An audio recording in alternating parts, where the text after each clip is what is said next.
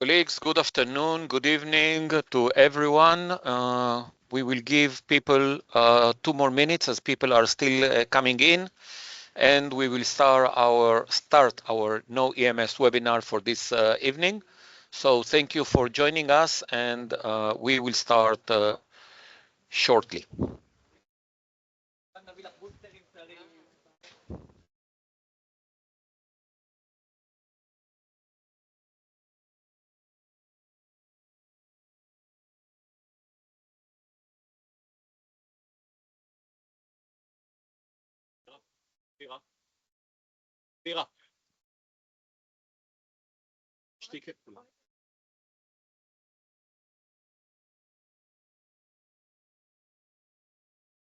Colleagues, thank you for joining. We will start our KnowEMS webinar in 1 minute.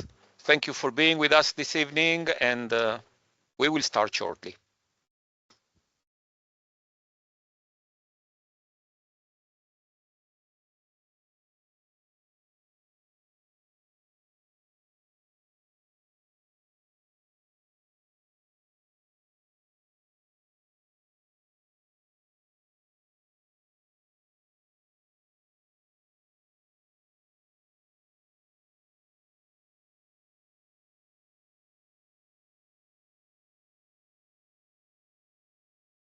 Colleagues, we will start shortly our KnowEMS webinar. We'll give people 1 more minute and we will start. Thank you for joining us and being with us this evening.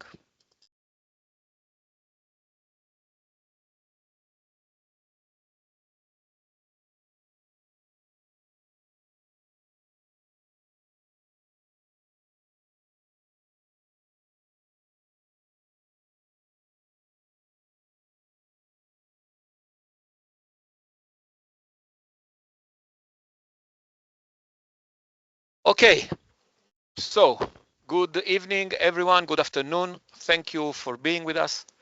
My name is Chaim Rafalowski, and together with my colleagues from Johanniter, Magen Adom and Johanniter are leading the KnowEMS project. This webinar is about EMS response in conflict and violent situations. We are very honored to have with us colleagues from the Ukrainian Red Cross, the brave friends and colleagues from the Ukrainian Red Cross. We'll talk about their experience. Colleague from Romania and ourselves in Magen Adom will talk about our experience. So without further ado, I will share my screen in a second and we'll start. I would just kindly ask you to post all your questions in the Q&A function. If you look in the top of your screen, you will see a Q&A. Please put there your questions and we will address them by the end of this webinar. So again, thank you for being with us and let's start.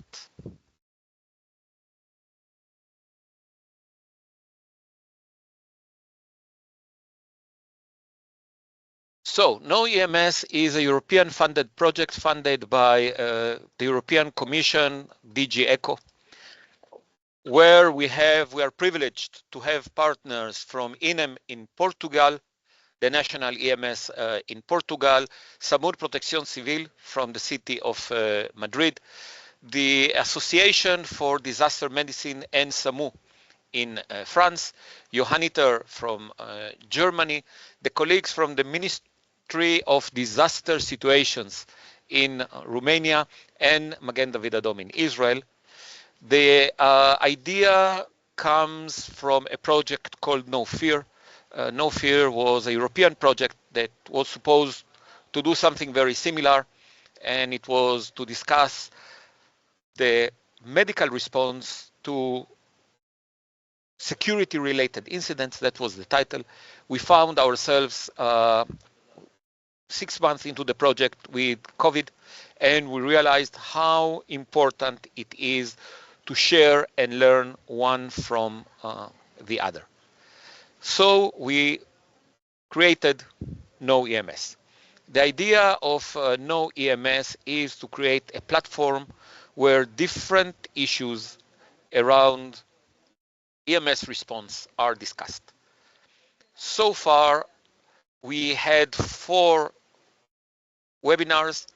The first one presented the lessons learned 20 years after the Madrid metro bombings. Then, with the very gracious contribution from the colleagues in Romania, we learned about their experience with mass burns and the cross-border evacuation, the huge medevac operation Romania conducted. We had a wonderful webinar discussing EMS in mass gatherings. The colleagues from ENEM presented what it is to organize an event where 3 million people attend. And our last webinar was in a very different direction. And it was about ECMO CPR, the extracorporeal oxygenation, which is becoming a new trend in EMS. And we had the opportunity to learn about different experiences in Europe, in Israel, and what are the pros and cons and the experience which has been gained. Our webinars are on YouTube, so you can scan the QR code you have in front of you and watch our past webinars, as well as this is the opportunity and the invitation to scan this QR code and join our network and be invited to all our webinars that will be dealing with a lot of different issues. Our next webinar will be live and direct from the rescue challenge organized in Azores in Portugal. We will discuss about EMS and civil protection. We will talk about the Gen Z, the newcomers to the EMS, the 25 years old who have different ideas. We will talk about training in EMS, helicopters, and many other wonderful issues. So scan the QR code, join us. Thank you for being here today, and I'm privileged to hand over the floor to our colleagues from Ukraine. Please. Hello, my dear friends. I'm commander of emergency response team in Kyiv Oblast. My name is Yevgeny Varava, Eugene, if you want. With me is Polina. She will help me, and we will talk about our experience in Ukraine, maybe our issues, and if you want, you can ask every question you want in chat, and we will answer it after our presentation. Okay, Polina, if 1 second, I will share our screen. Yeah, so. Okay, so today we were asked, as Eugene has told, about our experience and our history of the existing response, and exactly about like organization of work during these large-scale emergencies. So our main challenges, so responding to the shellings, there are 2 types of them. Its acute phase of response is up to 1 day, and the secondary phase of response is more than 1 day. So the acute phase of response is responding to shelling that resulted in injury, in many injuries or deaths, and mostly it could be about a large amount of territory. So it's about the mass trauma, it's about management of the dead, evacuation of people, search for their relatives, search for personal belongings, and supporting people in the early stages. It's up to 1 day. So the main issues that occurs constantly in the pre and post emergency phases, it could be a lack of information. Sometimes it could be uncoordinated actions of services, and it even could be lack of understanding, like of the overall system of work. There are different situations. So yeah, then spontaneous volunteers and repeated shellings, unfortunately. So the main solutions are firstly to develop our own algorithm for responding, for example, to various emergencies could be with different scenarios. For example, when we have not a lot of volunteers or people to work, like in the command, then lack of communication, sometimes it could be, it's okay, we're all humans, then lack of transport, and etc., a lot of them. Then could be regular commands and staff exercises with all of the rescue services. So hence we could work together like one system. Okay, so what should you pay attention to? Firstly, it's counting and understanding like the scope of the work. Then it's prioritize the organization of work. Then timely reporting on actions taken to avoid the double work.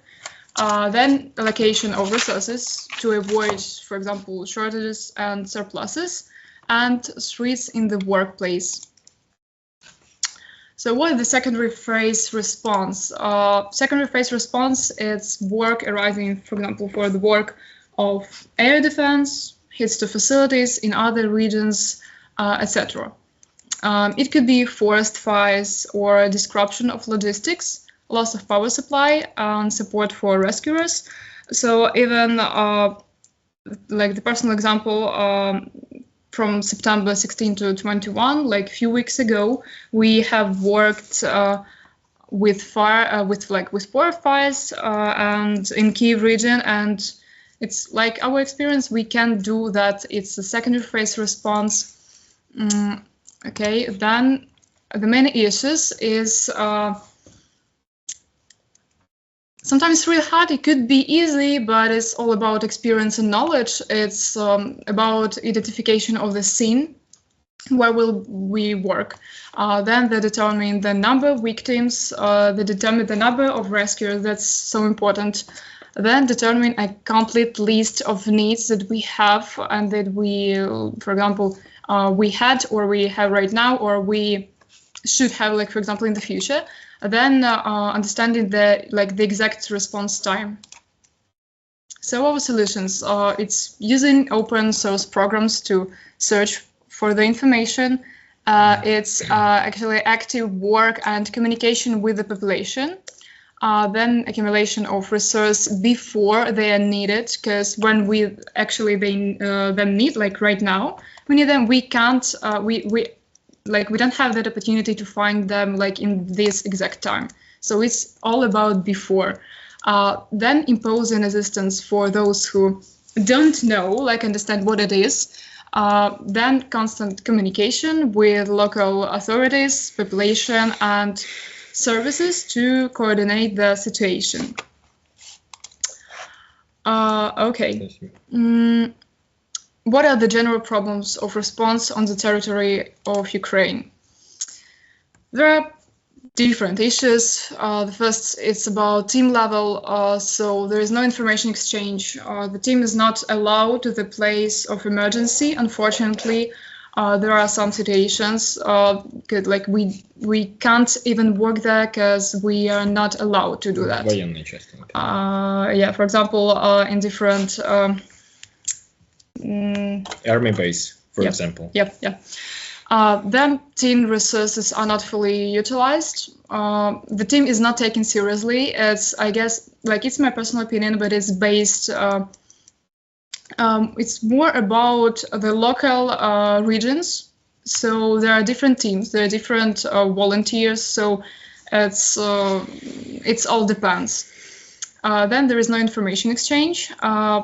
The level of expectations does not correspond to the situation. Sometimes that could be. Then the lack of understanding, like, of the overall picture and tasks. So we have to understand, like, fluently where we're going to, what we will do, and what we have, what we could have. So to understand, like, the overall picture. We have the issues at the service level. For example, team resources are not fully utilized. It could be incompetent responsible services, unwillingness to take responsibility. Unfortunately, it's all about humans, but in any way. Then outdated response systems, training in health for the report, could be lack of unified system of work, and work protocols do not take into account the resources of other services. Unfortunately, there could be too. Then there is issues at the community level. It's reacting for the sake of a report. Then Sometimes it could be lack of understanding of priority needs, not desire to work overtime, lack of resources, or for example, or the excess, and lack of timely assistance. Moreover, we have issues at the recovery stage. It could be late report, the resource is not restored before the next disaster. When we have a lot of, for example, emergencies, unfortunately, it's just frequently, so we don't have the opportunity to restore this, for example, things to work on the other disaster, on the other emergency. Или, например, Yeah. топлива у нас не хватало свого часу. Or, for example, we don't have time to restore this resource. For example, in our last emergency, yes, there was time that we have 3 locations and we don't have fuel and water to respond to help. Yes. It was during the missile attack in Kyiv, unfortunately. It could be stakeholders do not fulfill their obligations, and lack of communication between organizations involved in the recovery. What are key recommendations? Just based on our personal experience working with a lot of emergencies. So it's number one. I guess it's all about being ready for the most unpredictable situation. So train your team, do different exercises with different teams, with different rescue services, just to keep your team on their toes to react, to be able to help others. Then think of scenarios to respond to the most possible situations, and always think about what we can, what can go wrong during the work, what issues, problems, troubles you will have, and then try to predict them and work with them just before they will be. So I'd just like to share that even with our team, we had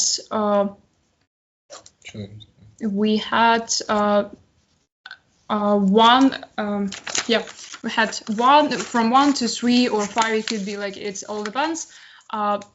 Situations, exercises for our team to react, to revise and recall different information, how we could work in that kind of situations and during the emergencies. So we, most of us, remember the planning, remember the things that we do. So it really helps us a lot. Ти можеш розповісти, що ми напередодні прильоту по Ахмадіту відробляли ситуацію, коли прилітають по больниці. Ось така штука. Okay, so even on the eve of the missile attack on the July 8th, just a few days before, we trained our team, actually teams from Ukraine, to react, to respond when, for example, there is a shelling into the hospital. So for us, it was what can go wrong? For example, about hospital. So we have to be able to work with that. We haven't worked yet, but we have to. And just in a few days, unfortunately, we had the real experience. So it's all about training. It's all about revising different things. It's all about predicting the things that can go wrong. Okay, and be responsible for the preparation of resources. Accumulate them in different locations in the staging areas, but use only what is needed during the response. Because, for example, we have different locations and we have different teams. We could have different locations, for example, of emergencies, and we have to have these resources in different locations. So we can go there or in another location, and then just I guess it's all necessary. Just it's a preparation, and continuously improve your skills and the range of services you can provide. Yeah. Just without any comments, I guess it's clearly. Okay, so this is our contacts. You can contact us in the future, or you can write on mailbox, just ask for like, what is your experience, for example, or could you just tell for us like more things? It's all okay. We'll all do like the different things. Okay, so yes, and also we have a lot of instructions to work in different situations. For example, in a situation when we have a lot of people who died, or a lot with, for example, mass trauma, you can translate, or we can translate it, and really it's a very good experience in a document that you can use maybe in your work. So we have it. You can write on this telephone number. We have every messenger, Viber, Telegram, WhatsApp. It's okay. Or in mailbox if you're more comfortable. Okay. So if you have maybe some question, we can answer it. Yeah. We will take the questions at the end, but I will use my prerogative as the moderator to ask you a tough question, if I may. Thank you very much for a wonderful presentation. And it is about the motivation of your personnel. Have you lost members of the team because of they felt it is too difficult for them? About motivation. Every person knows that they need to do it. That's all motivation. They need to do work that they need to do. Okay, nobody will do it крім них. Ніхто крім них це не зробить. Except these people, nobody can do it. That's all motivation. And the people who came in our team, they know really a lot of information, a lot of knowledge. They, for example, they know how to work in the situation, and they know they know algorithms of work. When another teams, another служби, DSNS, policia, services, another services don't know it. Yeah, so we are more більш досвідчені, ніж інші служби. We have more experience, even we could tell that.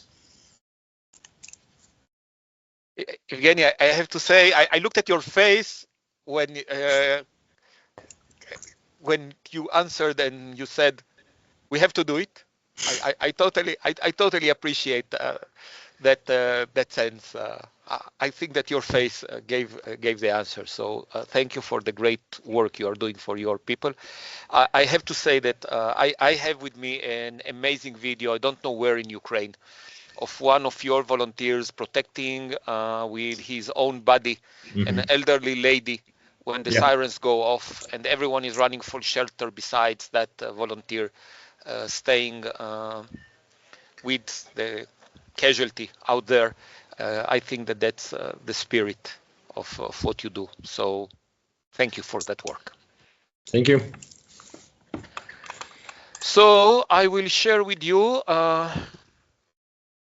the presentation about the activities of Magen David Adom during the first 24 hours of the terrorist attacks that we will be commemorating 1 year next week, the terrorist attacks of October 7th, what is called in Israel the Iron Swords War. Just to say that Magen David Adom is the public EMS, the public emergency medical service for the state of Israel. Please bear in mind with us, we are 10 million inhabitants, so we like a lot to say we are national, but we are still a small country geographically. And when it comes to the population, we are also the Red Cross Society, which is part of the international movement, and the blood bank. I'm going to talk here mainly about our role as the EMS. And we are on a normal day, a rather busy organization. We have our own call center. We receive around 3,000 calls a day. We respond about 1,300 to 1,500 calls a day with a small cadre of staff and with more than 30,000 volunteers, which are our real strengths. For those of you who don't know the geography that we are talking about, this is Gaza, the Gaza Strip. Gaza is here.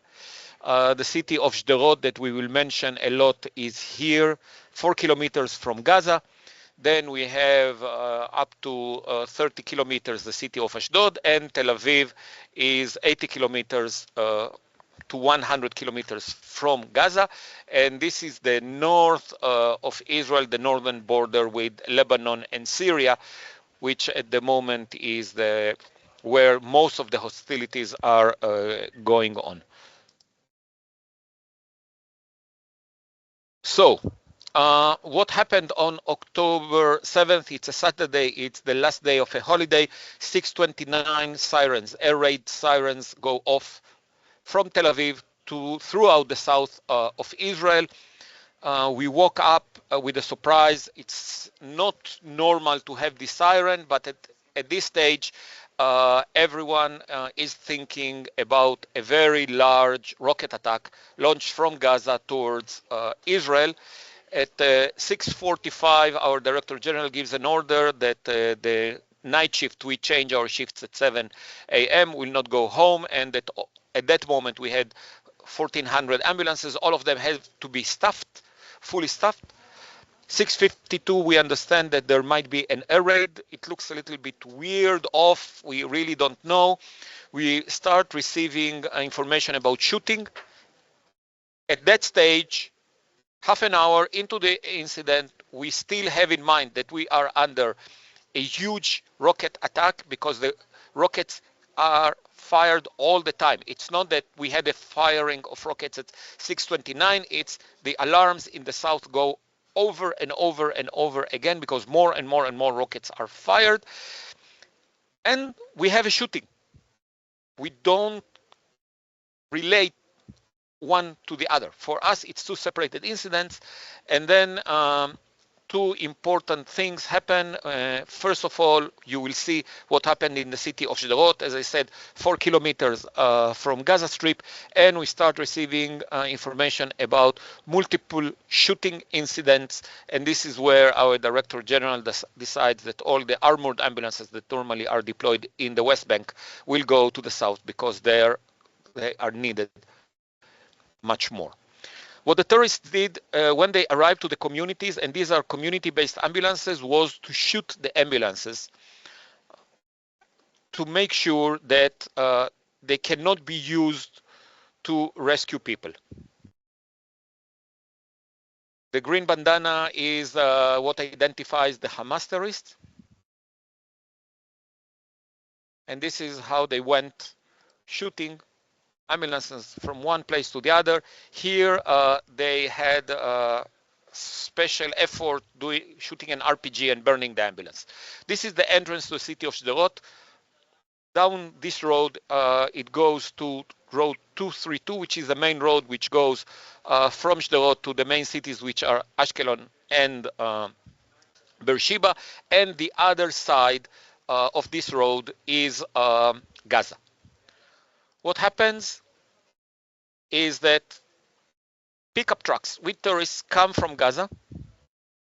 They see this car which is trying to run away from the city.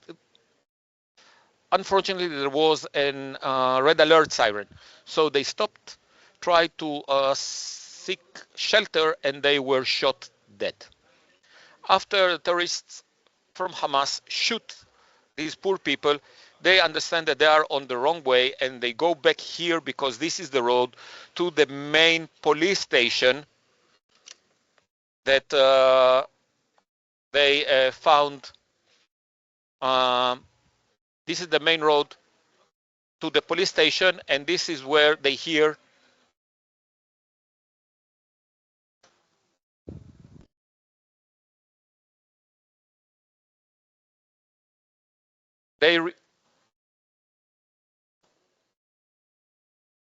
Something we never believed we will hear. They report that they've been shot and that there are terrorists inside Sderot. You will see this ambulance going through after they have been shot. The EMT on the ambulance was very severely injured, and they will go to the house of a colleague to seek their shelter and treatment because they could not go back to their station to be treated or to the hospital where they understood the terrorists are coming from. This is how our ambulances looked after they were shot. On that day, unfortunately, we lost 6 colleagues. Colleagues, I apologize in advance. There is an alert of rockets missiles being fired from Iran towards Israel. So I might need to leave. We lost 6 colleagues. Avia Chetzroni, 67 years old, ambulance volunteer who was shot in trying to help people in his community in Be'eri. It's a kibbutz. Amit Man, 22 years old, a paramedic. She was shot treating patients in the patient collection point in Be'eri. Aaron Chaimov was the EMT of an ambulance that was sent to treat patients. He was shot directly to his ambulance, died on the scene. That's the shooting in Urim I showed you. And these are 3 community response volunteers who were shot in their communities trying to help people. The cadaver of Ronen Angel is still in Gaza. Hamas put his volunteer card on social media as a reason to be very proud.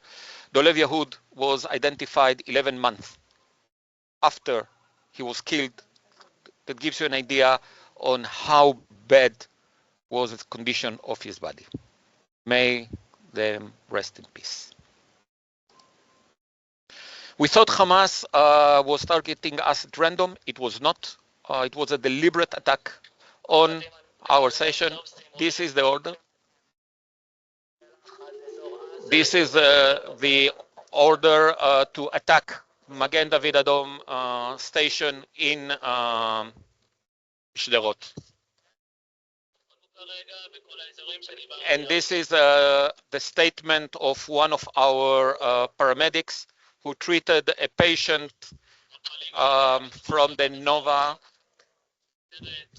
Nova party. She asked them to leave her. He didn't. They brought her to the hospital and he said, I thought I'm going to die that day. So I called my parents and told them I love them and they should take care of my kids. And they went back to the scene. We had to set up casualty collection points all over the place because these are the communities that were taken over by terrorists and we couldn't reach the patients. So the people from the community were bringing patients out. And you can see here, these are the collection points on main roads where we treated the patients and evacuated them to the hospitals. The blue points are Magen David Adom stations. I'm not calling that advanced medical posts because an advanced medical post is an organized site. And you can see it was in the middle of the road. People were bringing us patients. We triaged them very fast, did some primary assessment and treatment. And if they needed urgent treatment, we just evacuated them. Otherwise, we sent them with the car that brought them to the hospital. We had patient collection points also in our stations with the equipment that we have there for a worst case scenario, an earthquake. And people from the communities in Ofakim, especially that was badly affected in Sderot, there was fighting inside the city where we were treating our patients. They were seeking shelter and treatment. Hospitals were overwhelmed. Soroka Hospital, which is one of the largest in the country, it should, according to their contingency plan, treat 250 patients in 24 hours. In less than 12 hours, they had more than 500 casualties. They were overwhelmed, so we had to send ambulances from all over the country under fire to take patients from those two hospitals, from Barzilai in Ashkelon and Soroka, two hospitals in the center of Israel. Again, you need to remember, rockets are being fired, and what the team hears is that there are tourists on the roads that might shoot them. At the same time, we launched a very large campaign of collection of blood. We always say that Israel is never queue. You should have seen people waiting for 4 and 5 hours a day to give their blood. These are the numbers. 1,250 people were killed. More than 1,600 were injured. 239 were kidnapped. Out of them, 101 are for a year now, still being held captive in Gaza. Our forgotten heroes, our call takers, all over the country, receiving calls from people that are stranded in their home. Their homes are being put in fire, so they will be killed. They cannot go out because there are tourists outside, and they had to deal with those calls. You can see that we are giving our normal fire instructions, but the situation was very, very, very different. קבוצתי מנכ"ל, שימו לב, דוקטור ג'ורג' וייס בתל אביב, נמסר על קריסת מבנה כתוצאה מטיל, בשלב זה ללא פרטים נוספים.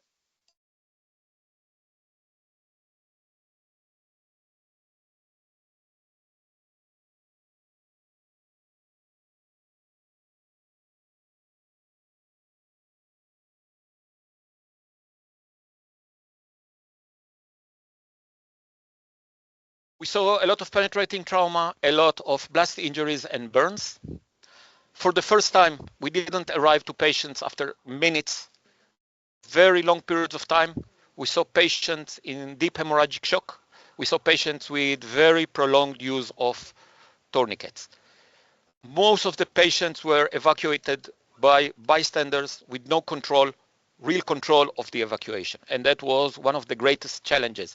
Because of the security situation on the street, the paramedics took out of the cars only those that needed life-saving procedures. All the rest were sent with the cars they arrived with to the hospitals. It was a real scoop and run operation. On the clinical side, tranexamic acid and FDPs were key elements.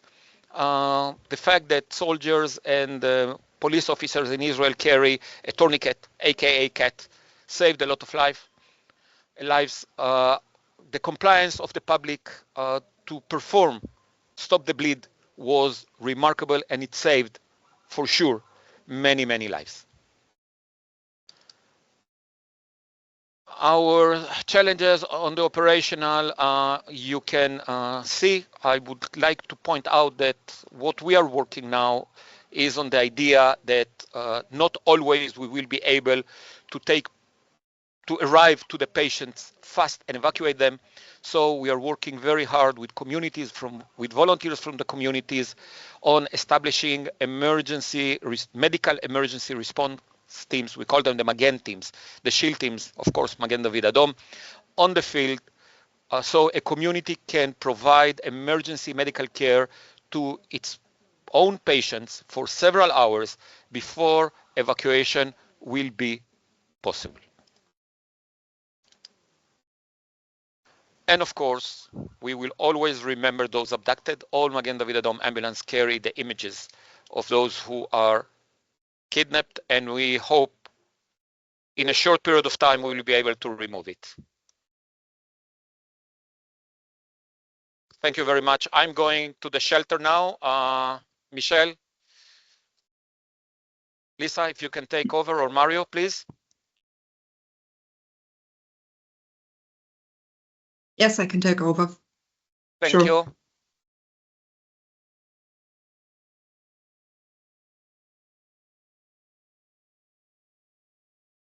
So if you have any questions on this very, very interesting presentation from Chaim, don't hesitate to type it in the chat, and if he returns, he will answer them. I can't answer them, but I will hand over to Alin now, our colleague from Romania, to listen to, I think, a very interesting presentation after here.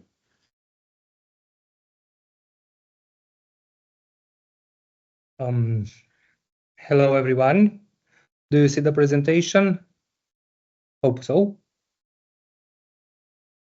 Yes, we can see it. So, I'm an emergency physician in Romania on the emergency department situation from the Ministry of Health. Obviously, that because in Romania we don't have war for this moment, and we didn't have the terrorist attack was in the other country. We start preparing. Anyhow, we have some experience because Romania participate to some wars with the military, for example, in Iraq, Afghanistan, and so on.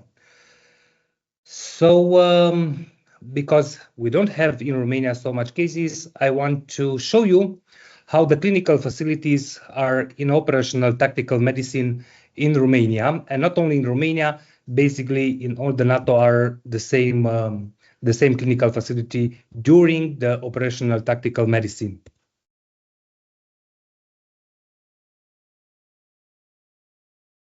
So, why we are speaking different about the medicine and tactical operational medicine?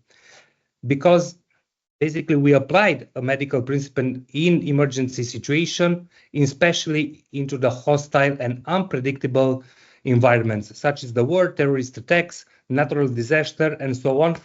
All the environments or the cases that you have broken infrastructures, you have no communication, and you have a lot of cases, mass casualty. So what are the objectives of the operational medicine? Of course, to provide immediately medical care, to intervene quickly, to save a lot of lives and prevent a lot of injuries. So as I tell you, we take the military system during the wars and during the big large-scale incident, even into a terrorist attack. And because we speak about the military, the role or ECLO describe the certification of the 4 tiers of medical support. Basically, we have 4 main basic medical supports, but in these all 4 levels of medical support, we have some medical facilities that can intervene in every medical large-scale situation. So each level is organized progressively for treatment, evacuation, and resupply. Very, very important, the resupply. So the role is used for the land or air forces, and ECLON is primarily a maritime term. So the role 1, basically, it supports, including function of the lower level. The supply and resupply and support of each level is responding for support level below. And the flexible evacuation is another key point of all this big scene. So the patient do not have to pass through every medical facility that we will speak in the next minutes. So role 1, it's integral support for small units. And when I say small units, it's not only the military units, also all the other units that you can have in your countries. They make basically first aid, immediately life-saving measure, and triage, and the guidance for disease prevention and operational stress management. Like functionality, the main task is to care the light injuries personnel injuries and to give them back to duty. So, for example, and I will take the example from Ukraine. If you have a patient in Ukraine that have a wound that it's only need to suture the wound, they will suture, and after that they will release the patient to go back and fight for their countries. If they need to evacuate that patient, they will announce another structure with this mean PEC, and that PEC means patient evacuant cell, and they will decide to evacuate the patient to others medical facility. Role 2, basically, it's a lower level, it's a brigade level. So basically a role 2 give assistance, medical assistance to more role 1s. They take care about the patient that are in 5 or 6, between 6 and 5, role 1.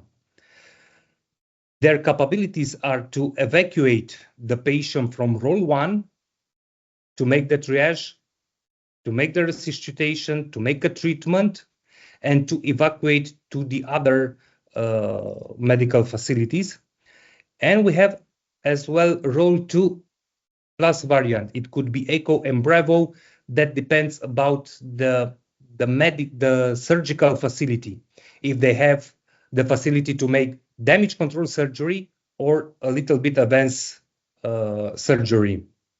Role 3, it's we don't speak now from a brigade, we speak about division.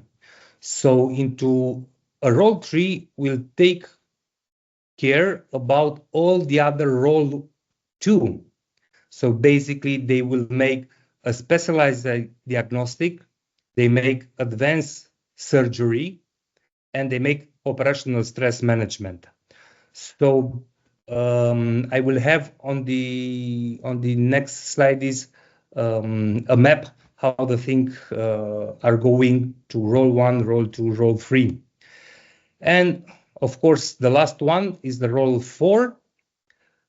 And in role 4, the medical personnel will make the definitive care for the patient, and they will keep the patient for the long term. For example, if a patient need plastic surgery or aesthetic surgery, they will have this type of surgery or procedures into a role 4. So as you see, this is the map, how the things are going during the war or terrorist attack. Basically, you have to be prepared, and everything which is on this map, you have to be prepared to have it in the country, and you have to activate it in 1 hour. For example, a role 1 is activate and put into the site in maximum 1 hour. A role 2 with light maneuver and only damage control surgery, it will be put in place in maximum 5 hours. A role 2, the same. It's also role 2, but it's enhanced. They will make primary surgery, and the role 3 with the possibility to continue the surgery and to make a lot of other investigation like CT scan and so on, and intensive care unit in their medical facility. And all of them can send the patient to role 4. So basically to the base. So if you see what it's definitely that the patient who needs to be evacuated, they will be evacuated from role 1 to role 2 or directly to role 3 if the tactical situation, if the war situation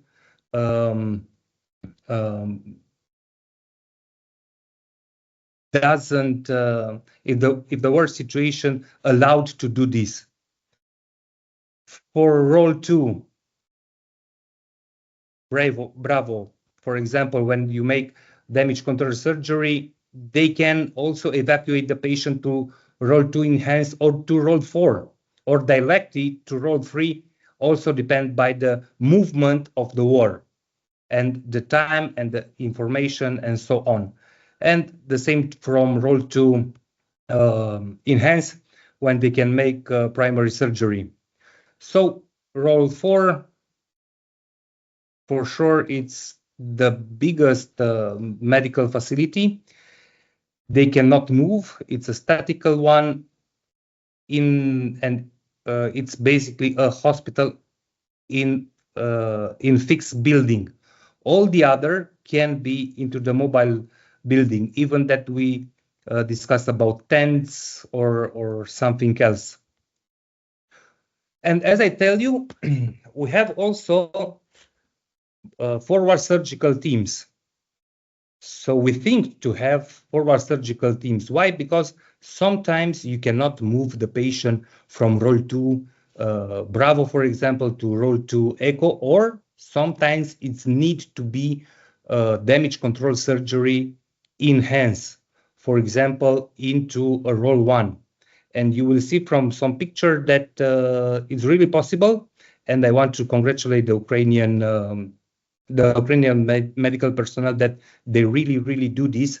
And I will show you some picture from last year from Ukraine. So the staff for the forward surgical team are 4 surgeons, 3 nurses, and of course anesthesiologists, and they perform only golden hour of injury, so only damage control surgery, which sometimes is very hard to do it.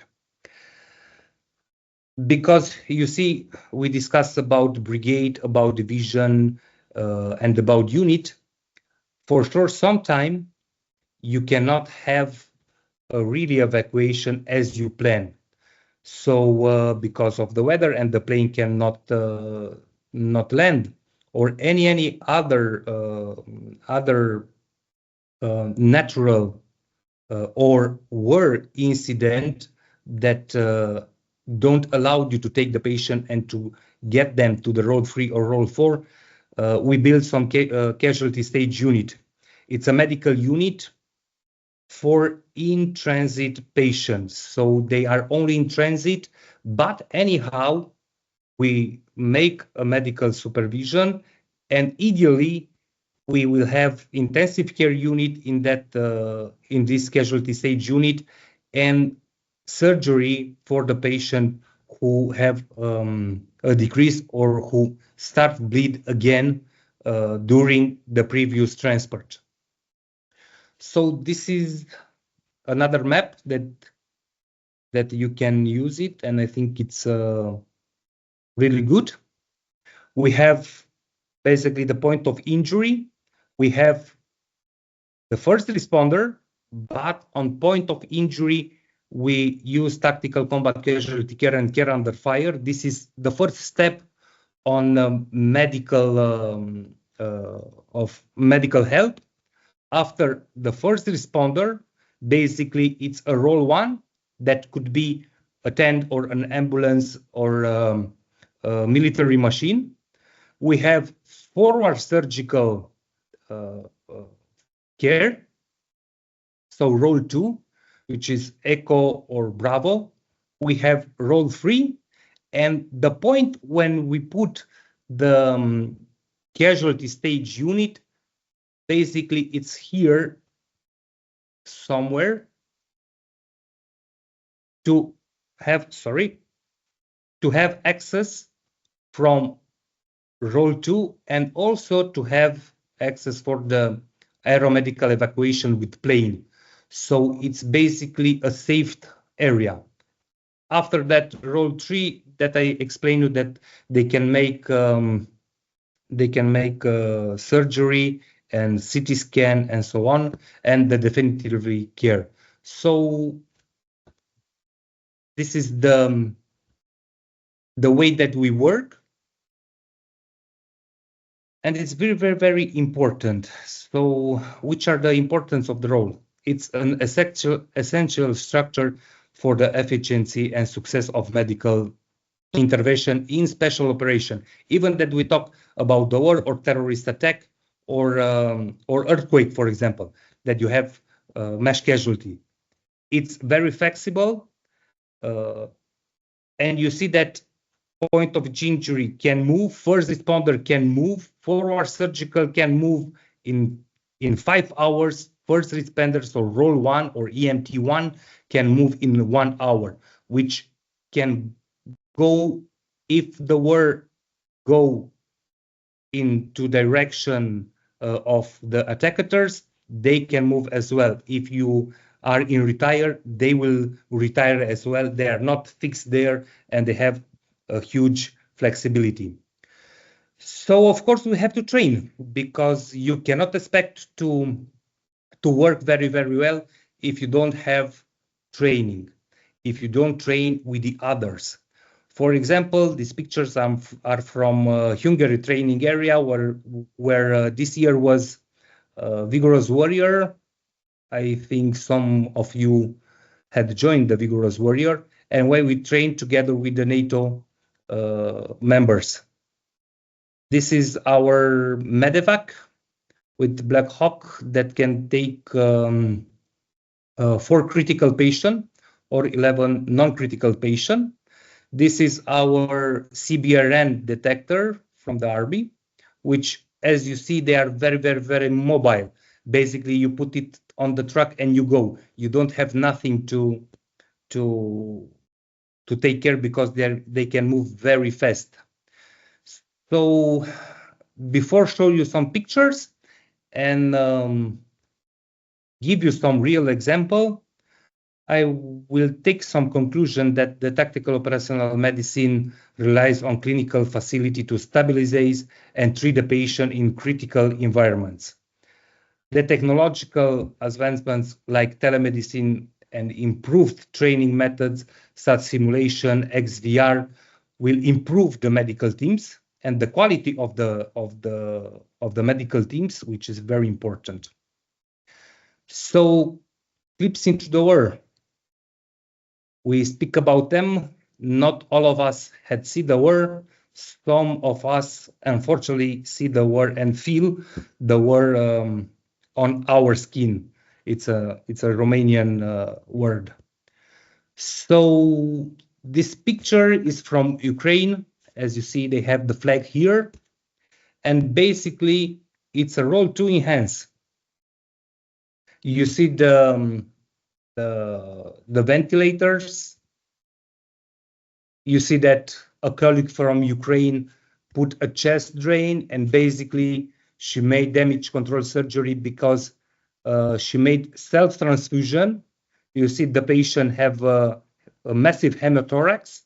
She put a chest drain the blood from the chest, and put it, the same blood, the patient blood, to the bag, and actually he saved the life of the patient.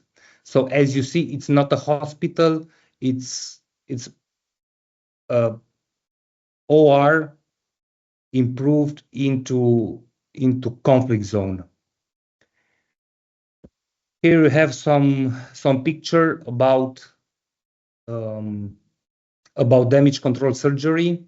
This patient was with open thorax. He have a chest drain, he have a suture, and with the chest drain he recovered and go to a role 3. This is the CPR during the damage control surgery.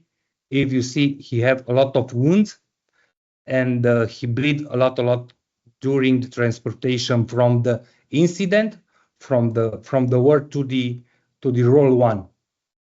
And the same patient that after CPR was taken, after 3 days, he recovered very, very good to role 3 directly. So thank you so much. Please, if you have questions, I will answer. I make a quick presentation because there are a lot to say. You see that you have 6 medical facility, every medical facility do something else. So I want to get all the medical facility together and to show you how we in Romania act during the war or large case exercise. So thank you. Question if you have. I would like to take over here as Chaim is not back again. Thanks for this very deep insight to Varava, to Pauline, Aline, and also to Chaim, who is not here currently. It was really a privilege to learn from your experience, even if I hope that none of us need to ever experience them on their own. When I look into the question and answer, I can see only one question here. It's addressed to Varava and Pauline. Are you still there? Varava? Yep. You are there. Okay. Yeah. The question to you is, can you give us examples of measures to protect staff at the incident site when there's a risk of secondary airstrikes?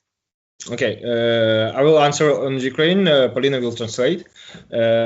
Якщо дуже коротко, окрім того, що ми молимось всім богам, які тільки є, у нас є зв'язок з службами, які мають доступ до радарів, які, на жаль, у нас такого доступу немає.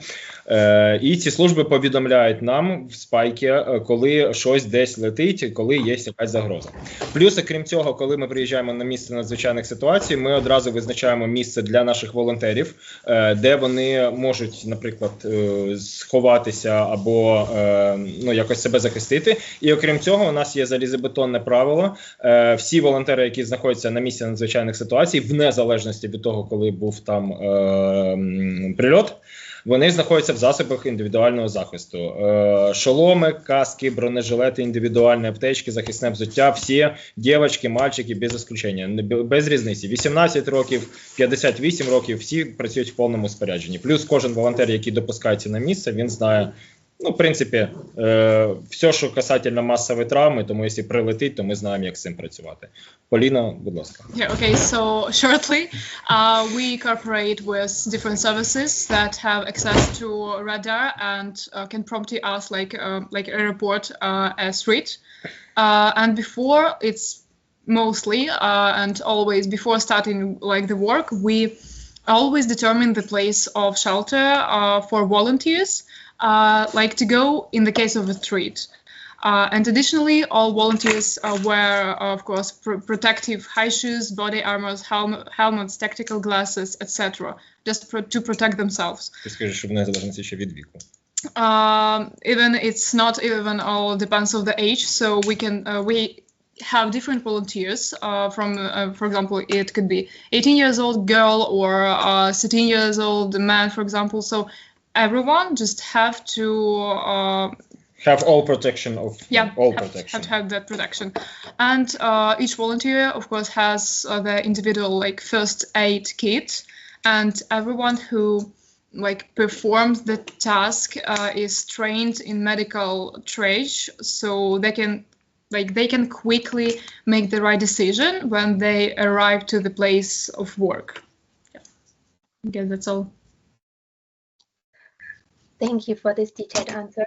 I will look in the question and answers chat again, but I can't see any more questions here.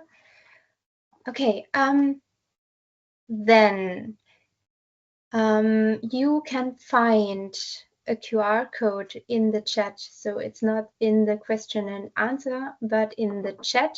And you can register here if you would like to receive a certificate for participating in this meeting. It will be open for 1 week, so you have time to register there until the 8th of October, and then it will be closed. And please follow KnowEMS on social media. You can find us on LinkedIn, on YouTube, and in the knowledge network of the EU. And as already announced, the next meeting will take place on the 4th of November from the Azores at the Rescue Challenge. And we will send you the invitation via the knowledge KnowEMS network as usual. So the official part of the webinar is over now. Thank you very much for participating. The